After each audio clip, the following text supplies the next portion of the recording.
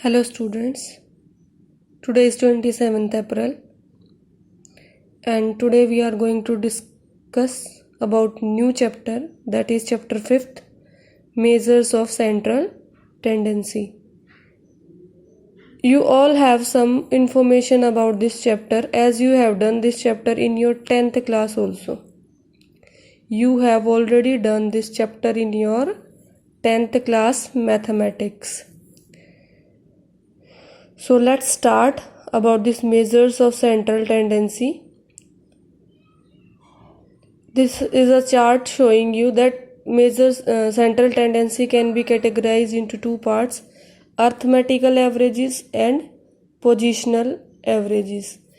These are used according to the values which they give, and these are used the value which is being calculated where it is positioned in the graph,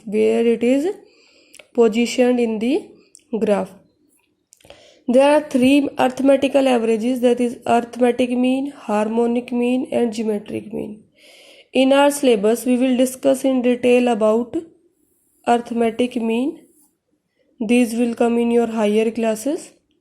And in positional average we have median and mode. You all know about them before also. Along with mean, median and mode, we will study about quartiles, percentiles and deciles also. Now what are these? These are the three new terms for you all. Arithmetic mean, median and mode you have already studied. Now what are these? These are partition values.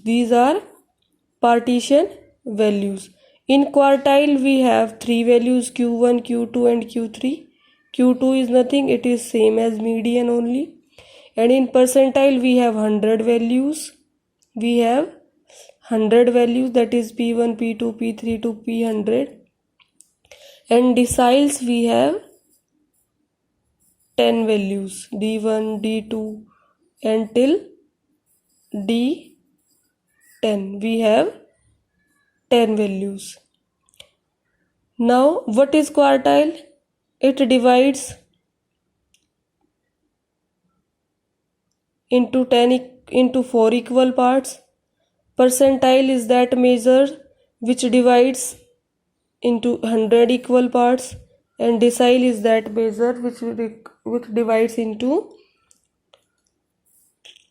10 equal parts. All the area which will be covered by the data, that will be divided into 4 equal parts by quartile, and in 10 equal parts by deciles, and in 100 equal parts by percentiles. Now let's start discussing the first topic, that is mean. You all know about mean. What is mean? Mean is the average of all numbers. And how do we calculate average? Average is equal to sum of all numbers upon total numbers. I hope you know this formula. And it is denoted by x bar. So mean is equal to x1, that is first value, x2 that is second value, and keeps on till n values we can take. And here is n, how many number of observation we have, and this comes out to be sigma x upon n. According to this formula, x is equal to mean, sigma x is equal to sum of all observation, and n is equal to total number of observations. Now let's look here beta. This is a formula chart. I have simplified it for you all. As you all know, we have three different series: individual, discrete and continuous.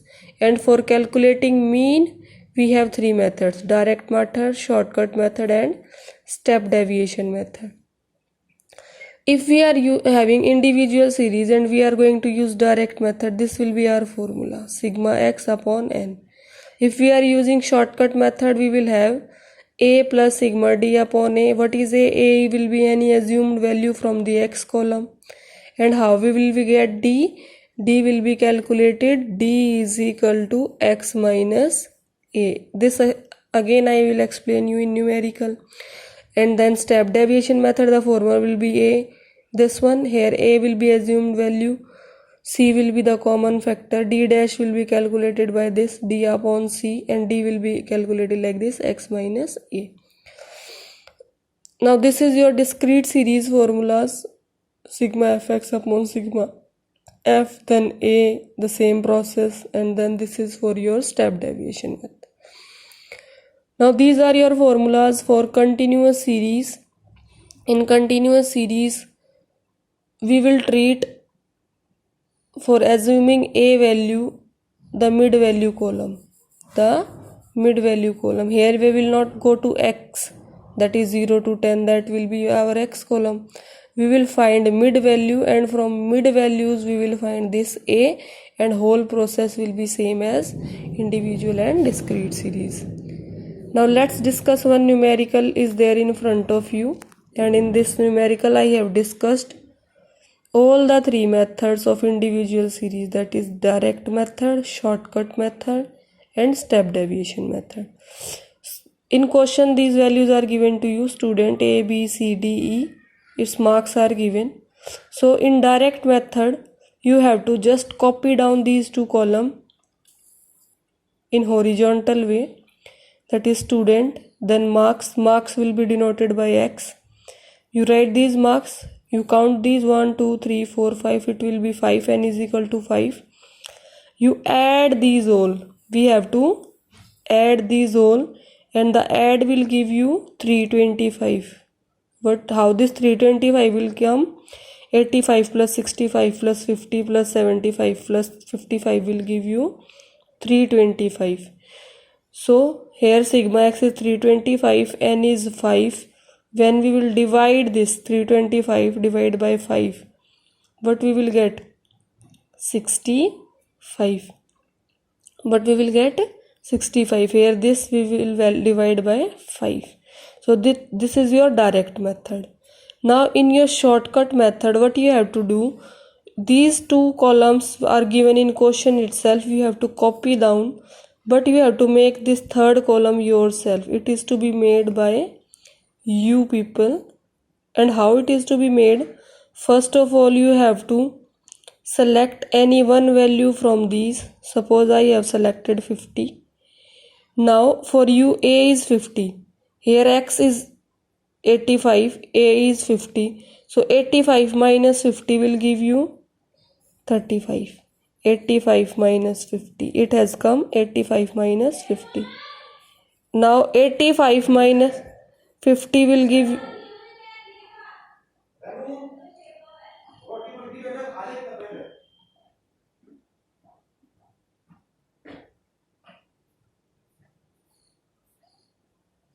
now in this what is your value? 60. What is your value now? 60. Now this 60 minus 50 will be there. So you will get 10. Now here it is x is your 50. Your a is 50. So 50 minus 50 will give you 0. And here your this x is 75 and your a is 50, so you will get 25, and here 55 you are having as x 50, so you will get 5. Then you have to add these all, 35 plus 10 45, 45 plus 25 will give you 70, 70 plus 5 will give you 75. Now what you have to do, you have to learn this formula for direct method in individual series, that is x is equal to a plus sigma d upon n. What is a? You have assumed 50. What is sigma d? Right now you have total, that is 75. And what is n? 5. When you divide 75 by 5 you get 15, and 50 plus 15 will give you 65. Here also you got 65, here also you got 65. Now the next method is, that is your step deviation method. In this method, what you have to do, first column and second column you have to copy down from question only, and you have to make two more column, that is d column and d dash column. I'll tell you how to make you this d and d dash. First of all, you will select a value A. D column I have already told in this method. As you have done in this method, you will get the D values 35, 10, 0, 25 and 5. Here I have told you the calculations also. Now how you will get D dash? Beta, from this D line, now you have to select any common factor.